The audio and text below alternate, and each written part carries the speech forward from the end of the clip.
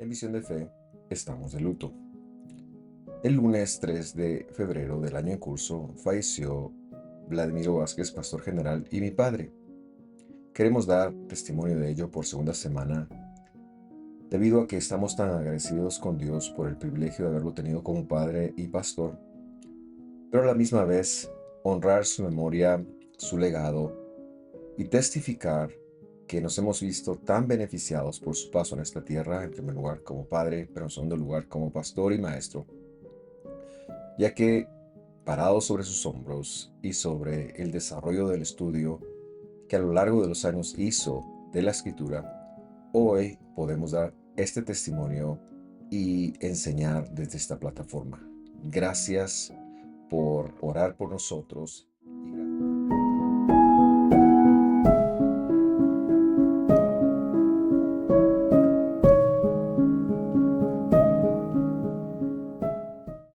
Me da muchísimo gusto darle la bienvenida a este estudio, a este espacio.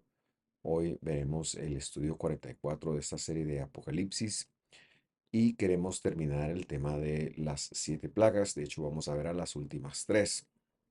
Para ello, yo quisiera repasar lo que veíamos la semana pasada cuando vimos las primeras 4 plagas y vimos que estas tienen que ver con el castigo a las potestades espirituales que han controlado, o gobernado la tierra, y que es un momento en donde Dios las va a llevar a destrucción, pero empezará con que todos aquellos que han estado bajo su sombra, que han estado sujetos a ellas, van a empezar a vivir consecuencias, van a empezar a vivir lo que en ellas está descrito.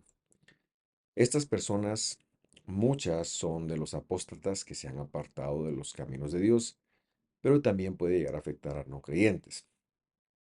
Importante recordar que estas plagas suceden en un espacio a futuro que definitivamente no afectarán, perdón, a las personas que han creído en Jesús, que en este momento del sexto sello, pues ya es un espacio en donde Dios está aquí en la tierra y empiezan a darse estas cosas. A veces tenemos la imagen de que el apocalipsis va a pasar inmediatamente todo. No, esto será un proceso de tiempo y el mismo libro se encarga por medio de una simbología de hacérnoslo conocer. Así que este es posterior, entonces este tiempo es posterior a la segunda venida del Señor. Vamos a iniciar la lectura a partir del versículo 10 y yo le invito para que me acompañe. Y dice así: el quinto ángel derramó su copa sobre el trono de la bestia, y su reino se quedó en tinieblas, y todos se mordían la lengua de dolor. Enfatizar que cuando vemos aquí ángel, la palabra hebrea es malach, pero malach tiene la connotación de que no necesariamente se está refiriendo a un ser. En este caso es una forma literaria de decir que un juicio ha de venir sobre la tierra.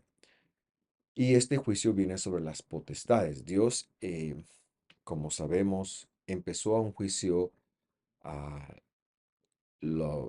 a Satanás y a su tercera parte de todas las estrellas que se vinieron con él, es decir, de todos los entes espirituales que se vinieron con él y han gobernado la tierra. Pero estas plagas no son más que el hecho de decirles, bueno, hasta aquí llegaron, y aquellos súbditos, aquellas personas que se cobijaron bajo ustedes, ahora van a empezar a vivir las consecuencias. Estas son entonces deidades, son potestades, son principados que están viviendo un juicio. Ahora, en torno a la quinta consecuencia, vemos que es el trono de la bestia. Y esta definición llega para terminar de aclararnos que esto no es literal, que esta es una simbología, porque no existe algo como el trono de la bestia. Ahora bien, si lo interpretamos entonces entendiendo que la bestia es el gobierno, y que tanto en Apocalipsis como en Daniel siempre se han referido a imperios, reyes, gobiernos, etcétera, etcétera, impulsados por Satanás. Es decir, esta potestad del quinto sello son aquellos que se verán afectados por todos los gobiernos que son instrumento de Satanás para atacar la obra del Señor ahora en el mundo. Y es que eso lo hemos visto siempre. El libro de Apocalipsis se ha encargado de narrarnos desde Antíoco Epífanes, desde lo que ocurrió en el siglo II antes del Mesías. Y bueno, eh, muchos gobiernos sirvieron al Satán persiguiendo a las personas que exhibían la fidelidad de Dios por medio del Mesías o por medio de los mandamientos. Esta potestad ahora, la que controla esos gobiernos o controla los gobiernos de toda la tierra, es la que se ve afectada. Este es el trono de la bestia. Esto es lo que em, se ve y lo que vemos es que el efecto es que el reino queda en tinieblas y hay muchísimo dolor. ¿Cómo reaccionan los súbditos de los gobiernos? Versículo 11 dice, blasfemaron contra el Dios del cielo por causa de sus dolores y de sus llagas, pero no se arrepintieron. La reacción de los seres humanos que no temen a Dios es siempre hacia el mal. De hecho, cuando alguien que no teme a Dios hace algo bueno, es porque Dios ha dado un impulso a esa persona, le ha conducido, le ha inducido, voy a decir, porque Él es el que gobierna. Pero en este momento ya no habrá oposición. Lo que estamos viendo es que la oposición de las potestades se va a acabar. Pero lo que quiero enfatizar más que cualquier otra cosa es que el hombre sin Dios, el hombre que es presa del pecado, porque o servimos a Dios o servimos a las tinieblas, no puede escoger a Dios. Y esto es lo que estamos viendo en este caso, debido a que son sus propias deidades, sus propias potestades las que no los pueden proteger, en lugar de irse en contra de ellas, y mucho testimonio de esto hay en la escritura, cuando en los profetas Dios decía, miren, ninguna nación cambió sus dioses, solo Israel. Por eso es que se les ha acusado de apóstatas. Pero las demás naciones se han mantenido fieles a sus dioses, y aun cuando el testimonio es de que, o empieza a ser, porque esta es la razón de las plagas, de que estos no son dioses, ellos de todas maneras blasfeman, es decir, la toman en contra del nombre del Señor y no se arrepienten. Pero es que el arrepentimiento bíblico, por lo menos el teshuvah, el volverse a Dios de todo corazón, es un don de Dios, es algo que Dios pone en el corazón. Por eso no es que podamos decir que nosotros nos arrepentimos y confesamos nuestros pecados y nos sentimos mal, sino que Dios nos condujo al arrepentimiento por ser este el camino adecuado de regreso a Dios. ¿Dónde podemos encontrar eso? El último versículo del Salmo 119 nos dice, oh Dios, guíanos al arrepentimiento. Pero el factor más importante lo encontramos en el Evangelio y vamos a ver Romanos capítulo 2, versículo 4. Y dice, obtienes en poco las riquezas de su bondad, tolerancia y paciencia, ignorando que la bondad de Dios te guía al arrepentimiento. Es decir, es el Dios, lo bueno de Dios que hace que el ser humano diga, no, debo devolverme a Dios, debo de hacer un retorno a Dios, que es lo que significa la palabra tshuva, que han traducido como arrepentimiento, un poquito distinto del concepto griego de metanoia, que no es otra cosa más que un cambio de pensamiento. No, esto no es un cambio de pensamiento, esto es un teshuvah, esto es hacer un retorno completo al Dios de los cielos, al Dios de Israel, con el propósito de abandonar el camino. Pero eso no es posible sin el llamado de Dios, como lo está narrando acá Pablo en Romanos, porque son las riquezas de su bondad, de su tolerancia y su paciencia, la que nos guían, la que nos llevan por medio de esa bondad de Dios a decir si yo necesito volverme a Dios. Veamos entonces ahora la sexta plaga. Leemos el versículo 12. Dice así. El sexto ángel o la sexta plaga derramó su copa sobre el gran río Éufrates, y sus aguas se secaron para que fuera preparando el camino de los reyes del oriente. Y vemos que la sexta consecuencia empieza con algo un poco curioso, pero para mantenernos fieles a la interpretación que hemos dado, a pesar de que esto es un evento que será del futuro, no puedo yo estar aquí con usted y decirle, mire, el río Éufrates representa tal cosa sin citar la escritura, sin que la escritura sea parte de esa interpretación, porque aunque esto es una simbología, no es una simbología de lo que se me ocurra a mí, es que la simbología está toda enmarcada en la escritura. Y lo que empezamos a recordar entonces es que en el tiempo antiguo hubo dos sectores que influyeron muchísimo sobre la tierra de Israel. Y estos sectores se han mencionado en este libro. Cuando hablábamos de las 7 plagas postreras, por ejemplo, em, hablábamos que son estas, ¿verdad? Hablábamos en primer lugar si estábamos las últimas 7 plagas de Egipto que vinieron exclusivamente sobre los egipcios y los hijos de Israel no vieron ninguna. Entonces, nosotros hemos de tener en cuenta que ya hay aquí una referencia a la escritura. En primer lugar, entonces, el primer eh, sector antiguo que influyó de gran manera la tierra de Israel es hacia el suroeste. Nos referimos a Egipto. Y el segundo, en primer lugar, fue hacia el noreste. Y de aquí podemos nombrar en primer lugar al imperio asirio que se lleva cautivo a las 10 tribus del norte o cautivas a las 10 tribus del norte.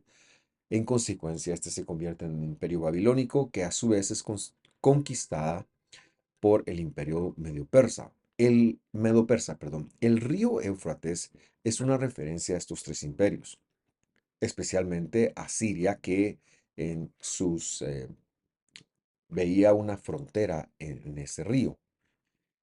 Buscamos entonces la escritura para ver a qué se refiere esto con el retorno de los reyes, porque todavía no vemos un castigo como tal, una consecuencia como tal ahí, aunque cuando regresemos a Apocalipsis la veremos. Pero de primero quería yo establecer cuál era la referencia que estaba haciendo. Le invito a buscar en Isaías capítulo 11, versículo 12, para entender cuál es la simbología que se está mencionando acá. Dice así. Él levantará bandera para las naciones, dice. Es una profecía mesiánica. Y juntará a los empujados, es decir, a los desterrados, los que no tienen tierra de Israel. Reunirá a los esparcidos o a los dispersos de Judá desde los 4 extremos de la tierra. Y vemos ya un margen aquí de Judá. Entonces, versículo 13 dice, se disiparán los celos de Efraín. Y Efraín es una referencia a las 10 tribus del norte. Y los que hostilizan a Judá serán exterminados. Efraín entonces no tendrá, o sea, las tribus del norte, más celos de Judá, las tribus del sur, ni Judá hostilizará a Efraín, es decir, no habrá una competencia en ellos, va a empezar a haber una unidad. Señalamos que en el marco de los acontecimientos, Efraín fue desterrado en el 722 antes del Mesías y Judá, que fue así como se llegó a conocer el sur, como se llegaron a conocer las dos tribus de Judá y Benjamín, se han quedado. Y ellos no desaparecen, sino que permanecen, y de hecho a día de hoy permanecen.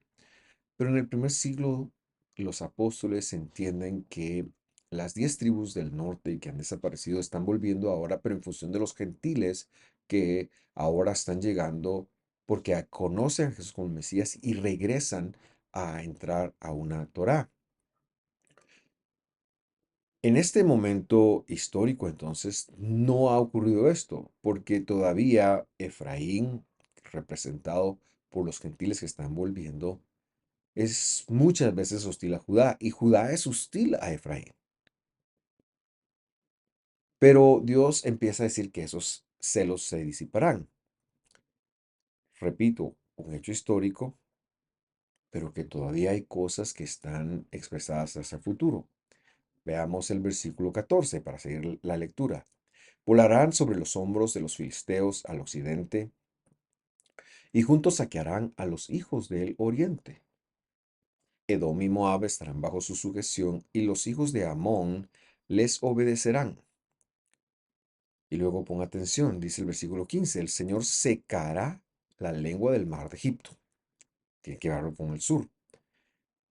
Punto y seguido. Y me gustó mucho que esta traducción pusiera punto y seguido porque nos habla de que hay otra idea distinta.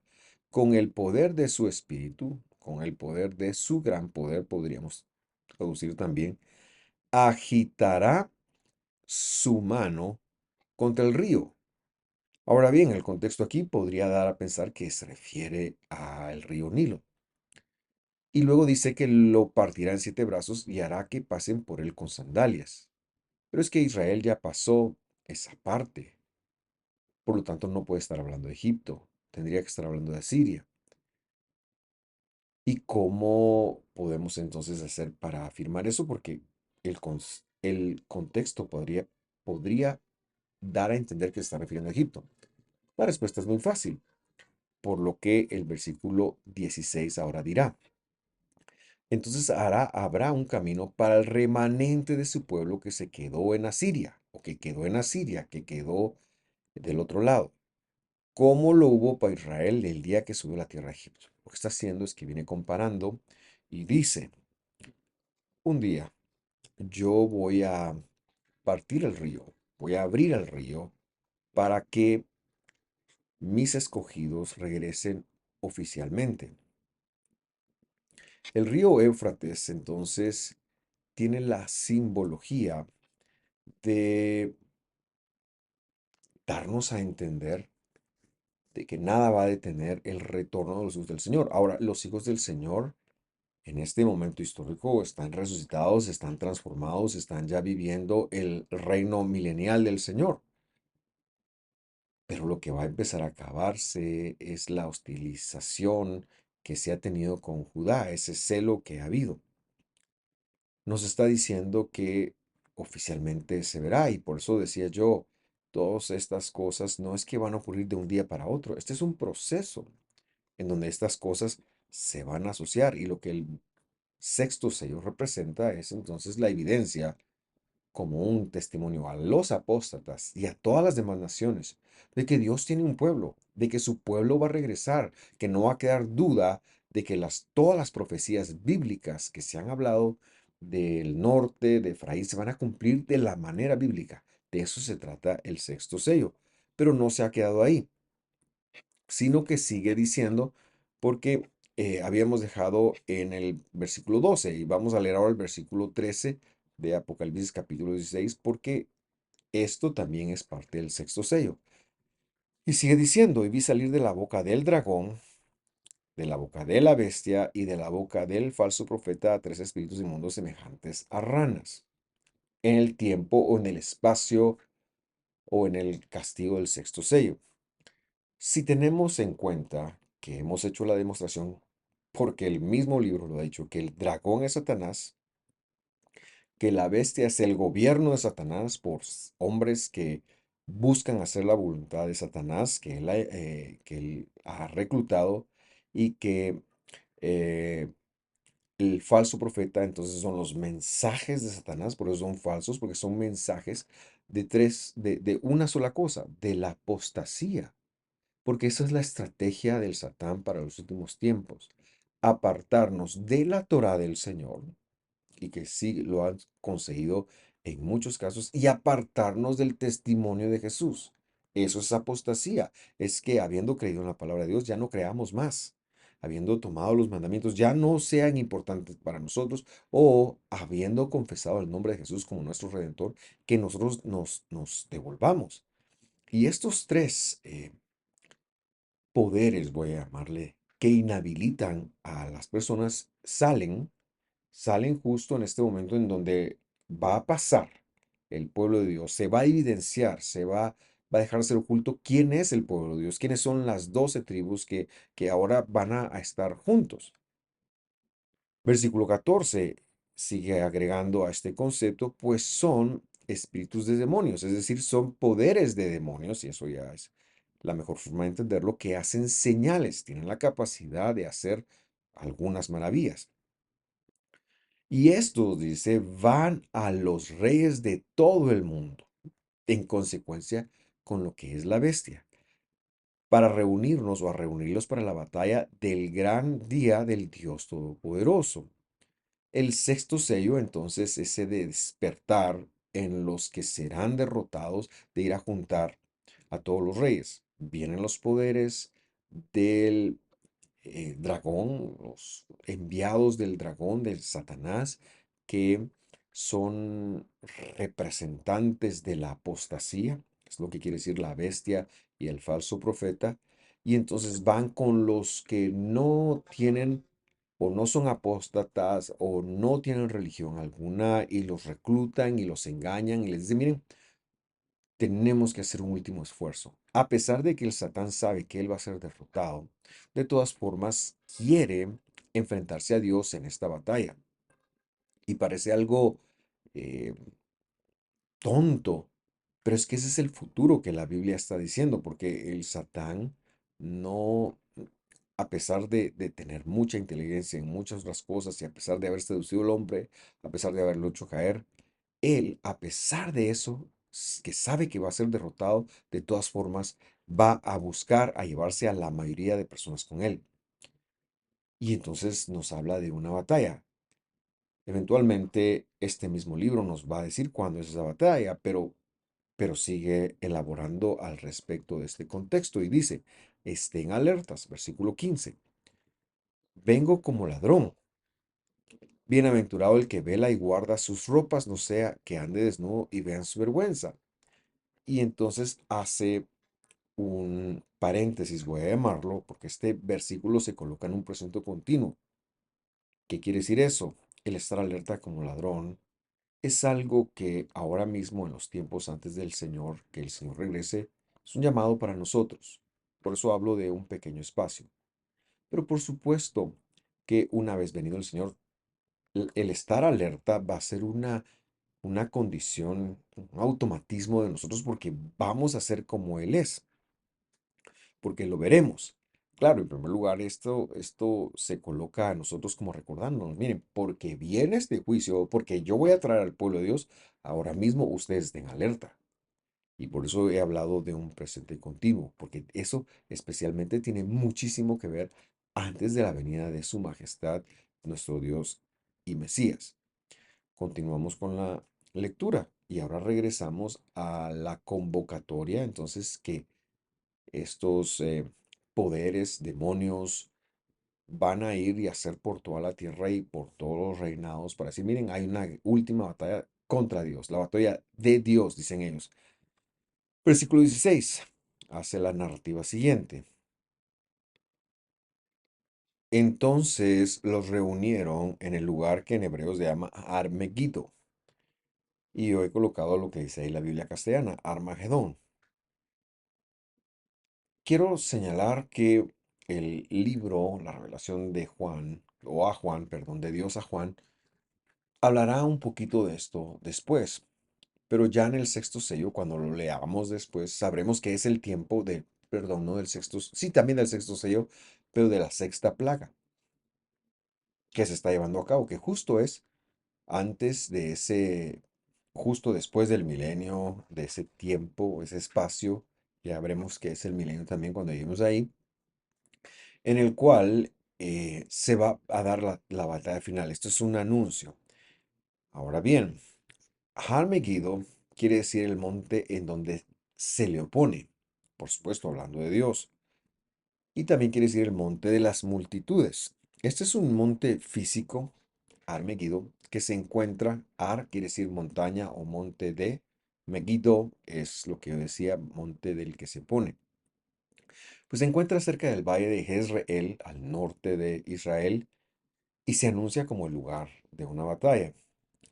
La palabra Armegido o Harmegido, que son dos palabras realmente, pasó al griego como Armagedón y de ahí su nombre al castellano o al inglés, en castellano Armagedón y en inglés Armageddon también, ¿verdad?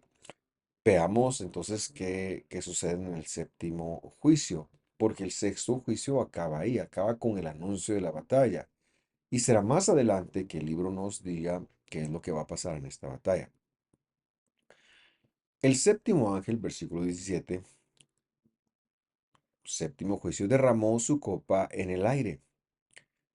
Una gran voz salió del templo del trono, es decir, del cielo, que decía, hecho está, como consumado, como ya estuvo. Verso 18, y dice, y hubo relámpagos, voces y truenos. Hubo un gran terremoto, tal como como no lo había habido desde que el hombre está sobre la tierra. Fue tan grande y poderoso el terremoto. Esto anuncia entonces que eh, viene algo en este momento histórico, señales como truenos que recuerdan la revelación de la Torá, los truenos, los relámpagos, las voces e incluso el terremoto, porque todo eso se ha asociado con la envío de Dios allá en Éxodo 19:20, por ahí usted lo puede ver. Pero ahora viene otro juicio asociado a esto. ¿Y de qué se trata eso? Para ello hay que leer los siguientes versículos. Dice, la gran ciudad, verso 19, quedó dividida en partes, en tres partes, perdón. Y las ciudades de las naciones cayeron, y la gran Babilonia fue recordada delante de Dios para darle la copa del vino del furor de su ira. Y aquí quisiera tomarme un poco de tiempo para explicarlo un poco mejor, porque vemos tres contextos o tres referencias. En primero, la ciudad, la gran ciudad, que fue dividida en tres partes. Eso es una referencia. Las ciudades de las naciones cayeron. ¿A qué ciudades se refiere? Esta ha de interpretarse en función de la gran ciudad. Y número tres, la gran Babilonia que fue recordada delante de Dios. Y la pregunta que podíamos hacernos es, ¿cuál es la gran Babilonia? La respuesta espero les sorprenda porque, aunque no haremos el desarrollo hoy, sino que en la próxima clase, es algo que la mayoría de las personas no contemplan, ya que, por ejemplo, los reformadores protestantes miraban que la Babilonia podría ser eh, Roma debido a los atropellos que de ahí se sufrían o se vivían. Y esto es muy interesante porque normalmente hacemos teología desde la vivencia que estamos haciendo. Así que, en primer lugar, haremos el desarrollo de la gran ciudad y por ende esto hará que las ciudades alrededor caigan por su peso. Vamos a empezar entonces con la gran ciudad y esto el mismo libro ya no lo ha dicho. Apocalipsis capítulo 11 versículo 8. Dice así, sus cadáveres, dice, estarán en la calle de la gran ciudad. Esta es una referencia a los dos testigos, que es un desarrollo que ya hemos hecho, que simbólicamente esta gran ciudad se llama Sodoma y Egipto. Y luego aquí viene la frase crucial, donde también su Señor fue crucificado.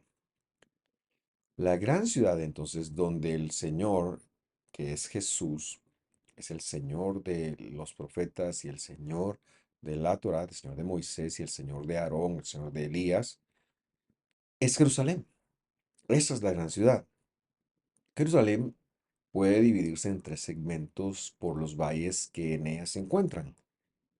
En primer lugar está el valle de Hinnom, que es el que se conoció como el Geinom, que es la referencia que se hace al lugar donde se quemaban todas las cosas. Y de ahí viene la palabra Jejena, pero que es un espacio, un lugar físico. Luego está el Kidrón, que Cedrón creo que lo traducen al castellano. Y luego está el Tiropión. Y esto confirma entonces lo que se ha dicho. ¿Cuáles son las ciudades eh, de las naciones que cayeron? Bueno, estas las podemos encontrar en los profetas cuando Isaías y Jeremías hacen ayes, o hoy en hebreo, hacia Tiro, Sidón, Edom y las ciudades que rodean a Jerusalén, como no realmente haciéndolas hacia ellas, sino como una referencia de Jerusalén. Y es que no podemos dejar de interpretar esto sin tener en cuenta lo que los profetas han dicho de Jerusalén, sin tener en cuenta que nuestro Dios y Mesías cuando estuvo acá, él fue muy enfático en decir, Jerusalén, que matas a los profetas. ¿Cuántas veces quise yo atraerte a mí, como la gallina atrae a sus polluelos? Pero Jerusalén es una ciudad muy importante porque es una ciudad que se asocia con Dios y porque la verdadera ciudad de Jerusalén, que es la celestial, la que descenderá con el Mesías, lleva el mismo nombre, tiene esa sociedad. Esta, de alguna manera, es la marca de la Jerusalén celestial. Pero es una ciudad que también ha tenido muchos problemas a lo largo de su historia. Y esto es un hecho no solamente histórico, sino problemas de infidelidad a Dios, me refiero. Y no es solamente histórico, como mencionaba, también es un hecho bíblico que se ha narrado en los profetas y que, repito yo, son nuestra fuente principal a la hora entonces de conocer o de interpretar la simbología.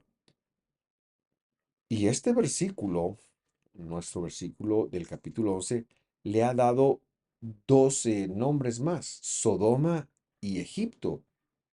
Sodoma por las perversiones sexuales y Egipto por las perversiones de la hechicería, que como si usted recuerda, Egipto fue una fortaleza en hechicería, en espiritismo, en encantamientos, etcétera, etcétera. Problemas muy grandes que a lo largo del desarrollo bíblico se dieron en Jerusalén. Ahora, con respecto a la ciudad de Babilonia, no quiero hacer el desarrollo hoy, estamos haciendo o acabamos de hacer el desarrollo de la ciudad grande, pero adelanto que es la misma ciudad, es la ciudad de Jerusalén, y esto puede sorprender a muchos, pero lo probaremos la próxima semana. Esta ciudad entonces recibirá el séptimo sello, un justo juicio de la retribución de Dios, que es la forma correcta de entender el furor de su ira, el justo juicio de la retribución de Dios. Terminamos nuestra lectura del capítulo 16 leyendo los versos que aún restan. Verso 20 dice, entonces toda isla huyó y los montes no fueron hallados. La palabra isla, ei o ay, también quiere decir chacales o perrillos. Y los perrillos son una referencia a los gentiles. Y usted recordará, Jesús dijo, no está bien tomar el pan de los hijos y darlo a los perrillos, que es la gente que no temía a Dios. Los montes, de la misma forma, se refiere a los hombres, a personas sin el temor de Dios. Por eso se están moviendo. Por eso cuando Jesús dijo, dirás a este monte que se quite de aquí y se vaya para allá, se refería a personas, se refería a hombres que se quitarán del camino en función del propósito que Dios nos ha dado a nosotros para la vida. Igual que todo chacal, todo perrillo y toda isla en función de ello, todo aquello que no tiene temor de Dios. Y repito, el lenguaje bíblico hay que entenderlo de esta manera. Versículo 21 dice entonces granizos como de 45 kilos. Me gusta mucho que esta versión ya le puso cuánto pesa en un sistema métrico que podemos entender hoy. Dice como de 45 kilos cada uno cayeron sobre los hombres. Y mire la respuesta de los hombres nuevamente. Blasfemaron contra Dios por la plaga del granizo, porque esa plaga fue sumamente grande y quizás esto está ocurriendo en la gran ciudad, está ocurriendo en este momento eh, sobre mucha gente que no teme a Dios. Y como hemos dicho, en lugar de arrepentirse, blasfeman, es decir, toman el nombre de Dios y lo atacan. Habla en contra de su nombre justo. Y todo porque sus deidades no los han podido proteger de un granizo como de 100 libras. Imagínense lo que esto puede causar sobre una persona. Puede matar y castigar a cualquiera. Cerramos entonces el capítulo 16 con precisamente el pendiente la próxima semana de hacer un viaje en todo el libro de Apocalipsis en donde encontremos las referencias de la gran ciudad de Babilonia y luego por los profetas para entender y conectar a qué se refiere la ciudad de Jerusalén, la ciudad de Babilonia, que como lo he anticipado es Jerusalén y, y decir que no somos antisemitas, al contrario, respetamos el derecho de Israel de estar, del Estado de Israel de estar ahí, porque es una promesa que Dios le dio a los descendientes de Abraham, por supuesto, pero lo que se está atacando aquí es el sistema filosófico, que no es de la instrucción de Dios, que no es torásico, que ha propiciado muchísimos problemas a lo largo de toda la historia. Pero bueno, ese desarrollo lo haremos la próxima semana. De antemano, espero verlo.